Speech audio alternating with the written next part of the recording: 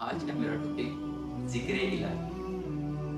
اللہ رب العزت قرآن مجید میں فرماتے ہیں فَاذْكُرُونِي أَذْكُرْكُمْ، اے میرے بندے تو میرا ذکر کر میں تیرا ذکر کروں۔ حدیث قدسی ہے کہ اللہ رب العزت فرماتے ہیں کہ میرا بندہ جس گمان سے مجھے یاد کرتا ہے میں بھی اس کو اسی گمان کے ساتھ یاد کرتا ہوں۔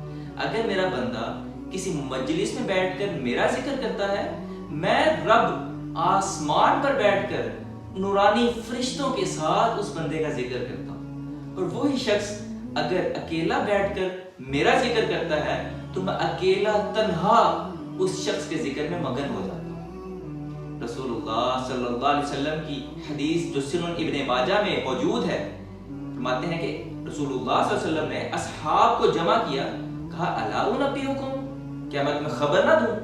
صحابہ نے کہا اللہ کے رسول کیوں نہیں، آپ ہمیں خبر دیں۔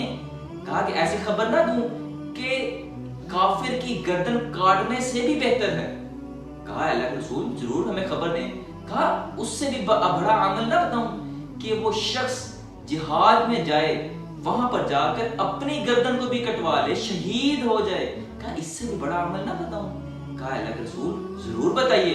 کہا اس سے بھی بڑا عمل نہ بتاؤں کہ وہ شخص سونا چاندی سے بھرا ہوا پہاڑ اللہ کی راہ میں خرچ کر دے، اس سے بھی بڑا عمل نہ بتاؤں؟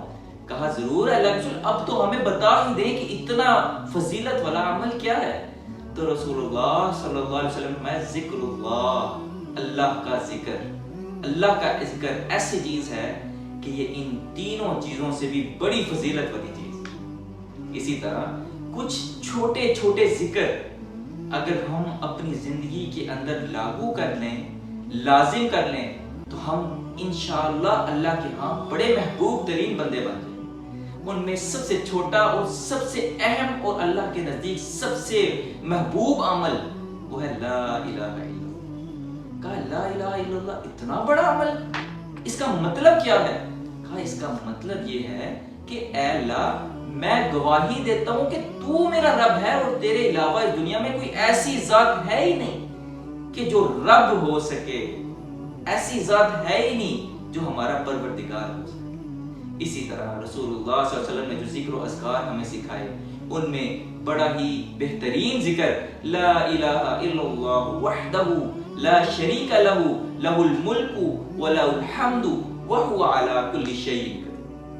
اسی طرح ایک اور عمل جو رسول اللہ صلی اللہ علیہ وسلم نے فرمایا، جو ذکر بڑا ہی بہترین ذکر ہے، سبحان اللہ والحمد للہ ولا الہ الا اللہ واللہ اکبر لا حول ولا قوۃ الا باللہ۔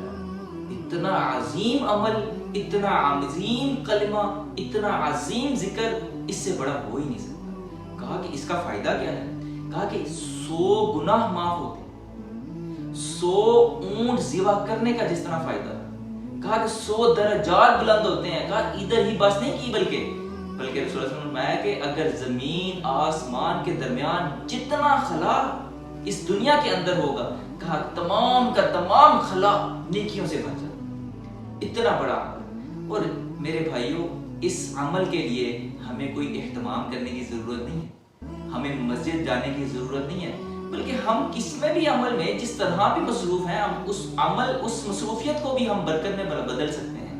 اگر ہم کاروبار کر رہے ہیں، کاروبار کیجئے، اسی کے دوران اس عمل کو، اس کلمے کو اپنے کاروبار کے اندر داخل کر دیجئے، اپنی زبان سے جاری کرتے رہیے، انشاءاللہ اللہ رب العزت اس کاروبار کے اندر برکت ڈال دیں۔ اگر آپ سفر کر رہے ہیں، سفر کو مبارک بنانا چاہتے ہیں، تو کہا کہ سفر کے دوران ان کلمات کو اپنی زبان کے اندر سے جاری رکھیے، زبان پر جاری رکھیں، اپنی زبان کو اس کلمات کے ساتھ تر کر دیں۔